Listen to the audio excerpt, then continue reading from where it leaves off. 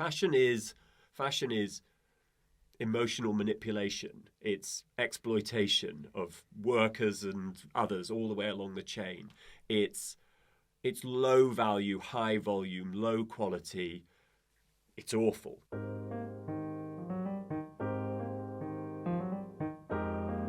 So tell me about when the seeds for the ideas within the book when they started to come up, when you started thinking there's a book in this, was it through looking at the model of Savile Row? I'm thinking about the way that Norton's is run, thinking about the way that clothing businesses used to be run, thinking about the point that sort of clothing and fashion diverged, and thinking about the idea that in the past people used to be clothing businesses and fashion businesses, and today there are only fashion businesses.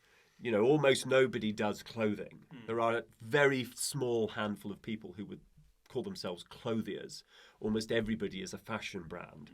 And that change, I feel, was very, very detrimental to all of us, because we all need clothes. There's basic stuff. Most people's wardrobes will consist of a percentage of clothing and a percentage of fashion.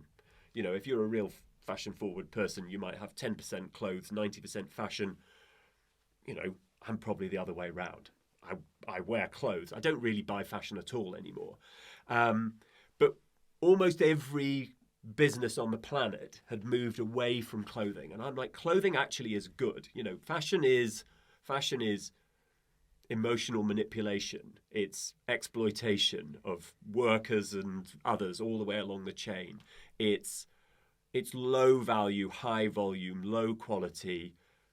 It's awful. Clothing is high value, low volume, care, consideration, cherishing pieces for a long time.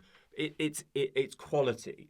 And I think thinking about all of that in the process of thinking about creating community clothing started me into the whole thinking behind the philosophy of this book.